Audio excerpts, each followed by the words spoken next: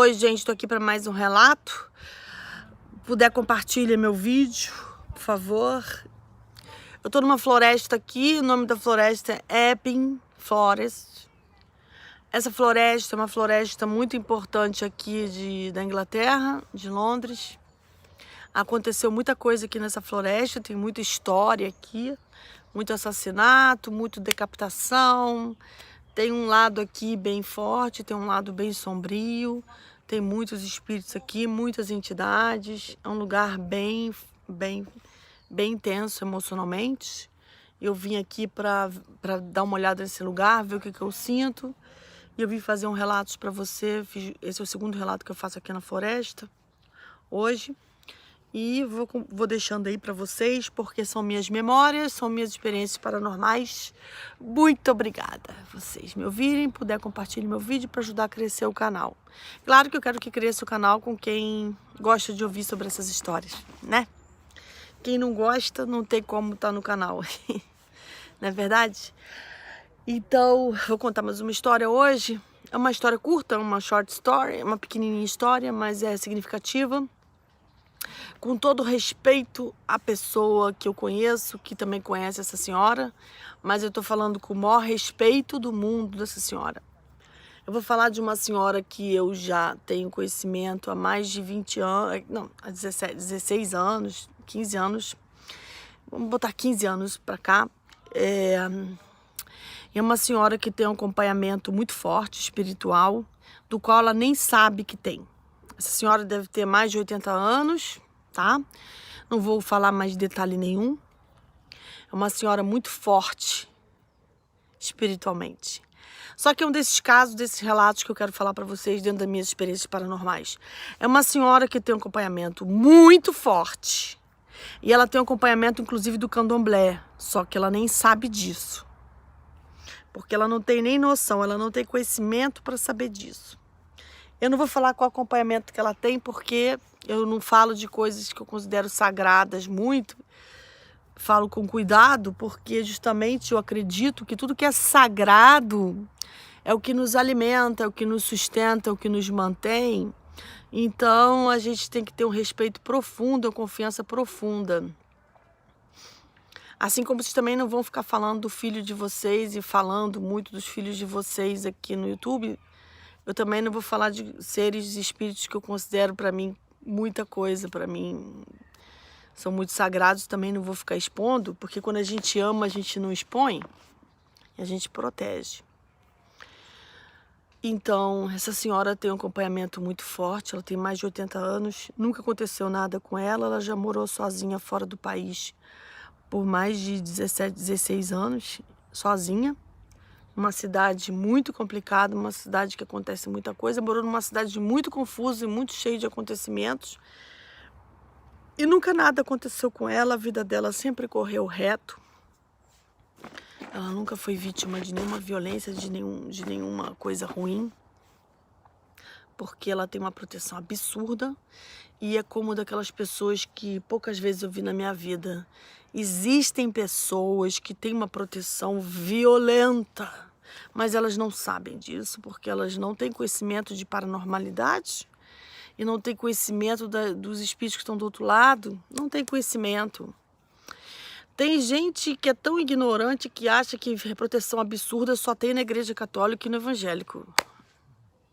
Não vou nem comentar sobre isso, o que eu acho disso. Porque tem pessoas que nascem com acompanhamentos muito fortes. E que são acompanhamentos de espíritos que estão aí há mais de 8 mil anos, há mais de 10 mil anos. São espíritos muito fortes. E que nem tudo gira em torno do centralismo de 2500 de Cristo para cá. Desculpe, mas nem tudo gira em torno disso. Tem muita coisa que passa além disso. Muita coisa. Até o judaísmo mesmo e outras coisas, né? Até o Ica, até os celtas, entendeu? E os indianos, os gurus indianos, o hinduísmo. Então não vamos colocar aqui no Brasil, a gente tem mania de colocar que tudo é igreja católica. Mas, gente, não é, meu amor. Não é, cara. Tem a Índia, tem o shintoísmo, tem uns índios norte-americanos. Gente, as coisas não giram em torno de duas coisas no mundo. Me poupe. Tem toda a história de magia na Europa. Vai jogar no lixo? Todo esoterismo, toda a história de magia da Europa, todo o desenvolvimento de magia, de prática de magia da Europa, desde a Idade Média, anterior à Idade Média até hoje, vai jogar fora? Não, tem que respeitar. Tem que respeitar, assim como tem que respeitar os celtas, os gurus indianos. São várias formas de deidades. Existe um grande politeísmo também na humanidade. A humanidade não é só monoteísta. Essa senhora tem um acompanhamento violento. E ela não sabe de nada disso. Ela é até ingênua. Sabe de nada. Mas ela desconfia, né? Ela não sabe, mas ela desconfia que ela tem algum poder, algum power. Ela sabe que tem um poder, mas não sabe, não sabe qual o nome do acompanhamento delas. Ela não sabe do nome. Não sabe. Ela tem uma devoção ao santo católico. Mas o que segura ela, o que carrega ela, o que leva ela não sabe. Eu sei, que eu já vi claramente. E essa senhora é muito interessante. Ela nunca fica doente, nunca acontece nada. Se fica doente, dura só umas horinhas ou um dia. Tá sempre bem de saúde. Já vai para mais de 90 anos, enfim. Vai ter saúde por muitos anos para sempre, porque tem uma força absurda que tá com ela tem esse acompanhamento violento. E eu vou contar só uma história dentro desse acompanhamento dessa senhora que eu sei, que acompanho. E estou falando com todo respeito do mundo. Só quero dizer para vocês que tem pessoas que têm um acompanhamento que ninguém espera, ninguém acredita. Tem pessoas que parecem comuns e normais, mas você não sabe o acompanhamento delas. Vocês não têm ideia. E ela tem um acompanhamento, mas nunca trabalhou esse acompanhamento. Porque tem gente como eu que corre atrás. Que eu tenho humildade para dizer que eu corro atrás há mais de 20 anos. E que eu fui atrás, entendeu? Porque eu precisei. Eu tenho essa humildade de dizer isso. Eu precisei, corri atrás e agradeço. E todo o conhecimento que eu tenho, todas as vivências que eu tenho, eu busquei sozinha. Porque eu, dentro da minha consciência, graças a Deus eu tenho consciência, eu sabia que se eu não buscasse, eu estaria morta. Morta.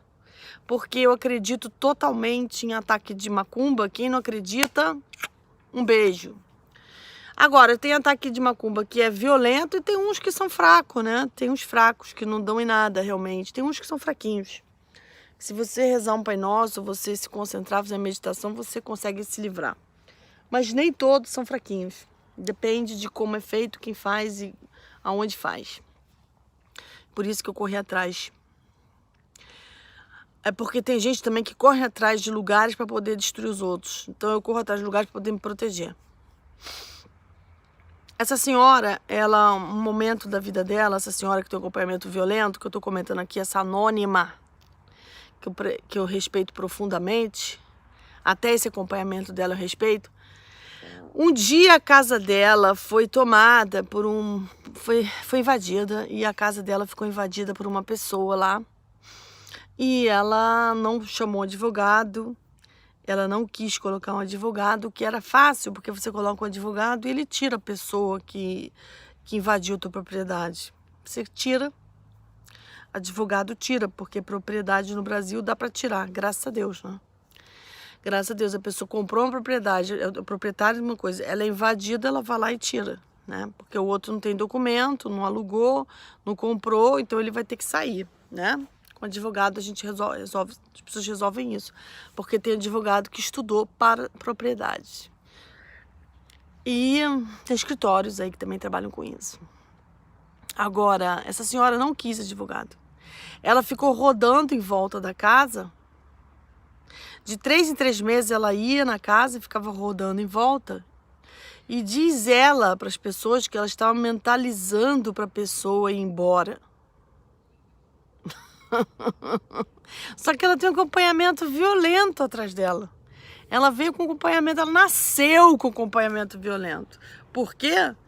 Merecimento, vida passada, antepassado, milhares de fatores. Milhares de fatores. Até a alma dela, quando foi concebida, já traz essa egrégora. Coisas muito sagradas e muito profundas e mistérios. E ela ficava rodando em volta dessa casa que foi invadida. E a cada 3 meses ela andava em volta dessa casa para ela fazer um trabalho, segundo ela, de mentalização para a casa voltar a ser dela e a pessoa que está lá dentro ficar muito mal e largar a casa. O que aconteceu depois dessas rodadinhas dela em volta da casa que era dela, e ela não quis advogado, a pessoa que estava na casa faleceu, aconteceu milhões de coisas ruins com a pessoa, e a casa ficou vazia. Isso depois de 5 meses dela dar essa rodadinha em volta da casa. 5 ou 6 meses depois. E aí, mais ou menos 5 ou 8 meses, um período assim que eu não tenho exatamente agora na minha cabeça exatamente, mas depois de uns meses. E aí ela volta a ter propriedade da casa e entra na casa. E o que eu penso sobre isso? Que ela não precisava de advogado mesmo, né? Bastava dar uma rodadinha em volta da casa com o que ela tem atrás dela e dentro dela, com o que ela nasceu, que tá com ela, né? Que tá dentro e atrás e em volta e dentro. Então, é isso. Uma coisa que a gente fala, quem tem, tem, quem não tem, não tem, né? Cada pessoa nasce com determinados acompanhamentos. E se a pessoa tá muito sem luz e muito caída, antes de tudo ela tem que cuidar da luz dela e tem que se levantar espiritualmente, com orações, com banhos de plantas, com trabalhos espirituais, meditação, yoga, mas ela tem que se levantar. Antes de tudo. Para depois ver os acompanhamentos que ela tem. Mas essa mulher é um caso em 100 mil de que já nasce com acompanhamento violento, que nada de ruim acontece na vida dela, e ela tem uma proteção para ninguém encostar nela, nem fazer mal a ela, nem nunca ninguém ousou machucá-la fisicamente. E quando invadiram a casa dela, ela deu essas rodadinhas e a pessoa foi embora da casa. O que eu tenho para falar para vocês? Quem tem, tem. Quem não tem, não tem. É minha opinião. Obrigada, gente. Se cuidar.